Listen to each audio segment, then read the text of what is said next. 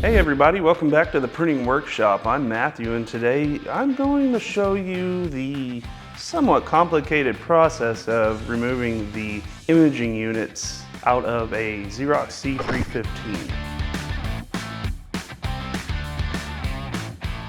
So to get to those imaging kits, you're going to lift up on the top on the right side and open it up until it clicks.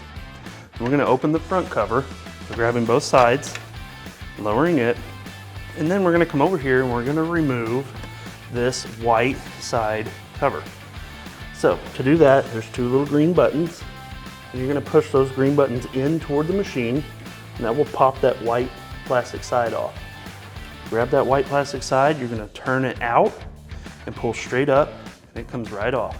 You can set that aside. Now what we're looking at here is you have your toners, and you have your waste toner bottle, and then right in between them is your imaging unit tray. So to get to it, first we're going to remove the waste toner bottle at the bottom here by pushing in on these two green plastic tabs toward the machine. And I like to catch that toner bottle with my other loose fingers so that it doesn't pop off and fall down to the side and get toner everywhere. So grab it and it should come right off. We'll set him aside. Don't have to do this next, but I like to go ahead and get them out of the way. I'm going to remove all four of the toners. So you do that by lifting up on the green button, and it'll unlatch it up and out of place. You just grab that toner cartridge, come straight up and out, and set it aside. And you'll do that for all four. All right, now that we have all those toners out of there, we can clearly see the imaging unit tray and where it needs to come out of. So on the sides are two blue handles. You're going to take those handles and lift straight up until they go a little past flat in the up position. So once you do that, you'll grab those blue handles and pull straight out. Now when you pull out this kit, it's going to stop about halfway, kind of like that. Don't force it beyond this point. You let go, it'll hang in place and you'll be good. Reach around the sides and there's two green handles, fingers, and then on the right side, you'll take your right thumb, you'll press down on the blue button on the top of the tray. Now when you push that blue button down, it's gonna release the latch to let that drawer come all the way out. And you'll slide it all the way out. And there is your imaging kit tray assembly. On top here is the developer units, and depending on which kit you get, it will come with new developers. So if you get the black imaging kit, it will only come with the black developer unit. But it should come with the whole tray underneath. So if you're gonna switch those out, it's very simple, but be very careful, and it might make a little bit of a mess, but toner can be vacuumed up if you keep it dry. So I use, if you look on the top of these developer units, there's some, it looks like cast metal. That's what I use as handles to lift these up, so that I make sure that I'm not touching anything sensitive. And so I'll lift up on the end with the gears, with the black gears, and then pull that imaging unit or developer unit straight out to the side like that.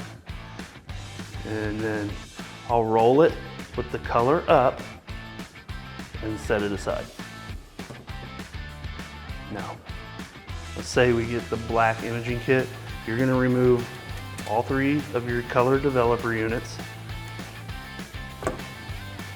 just like that. They just come right out. There's no latches or anything involved. So this is what will come in your black imaging kit. You'll see your drums and your black developer unit. We'll go back together, and you want to get your developer units put back in place in order. And so a good key for that is right up here on the side of the machine is the order that your colors go in. Next to the black is the magenta.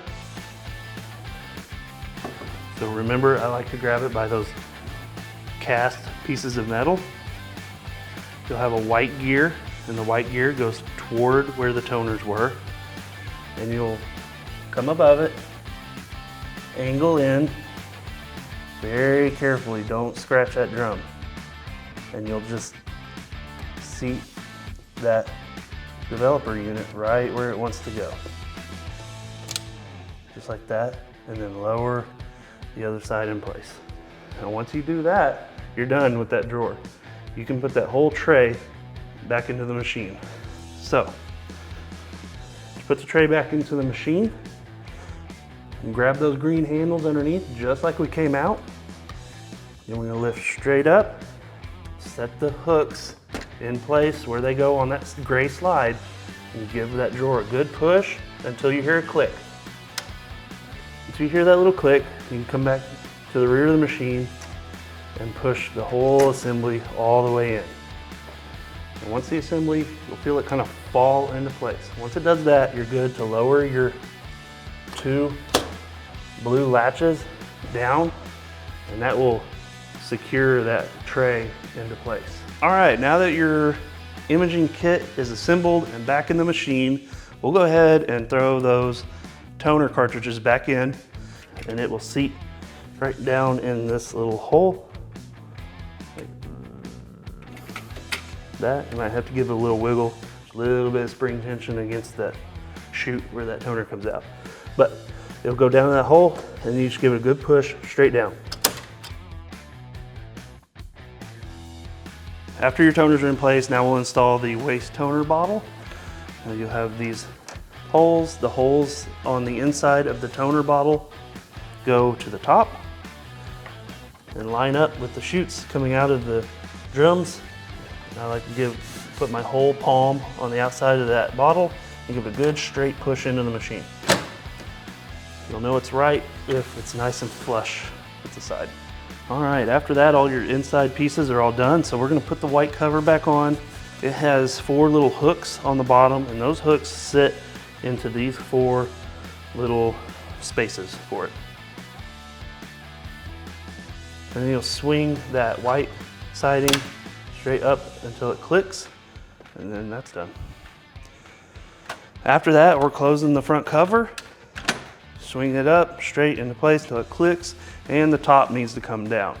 When lowering the top, always note, put a little pressure up on it, and then squeeze the black button behind the letter B, and then slowly lower it down so that we don't damage the machine in any way. All right, so that was the imaging kit replacement. There's multiple different ways to do it, like I said, and depending on which one you purchase, it could be a little more complicated or less complicated, but if you follow these instructions, they should get you to the finish line on getting those put in. I know it's a little hard, but you can do it. If you'd like to see more how-to videos on this same model, click here. Hey everybody, thanks for watching the printing workshop. If these videos help you in any way, please like and subscribe.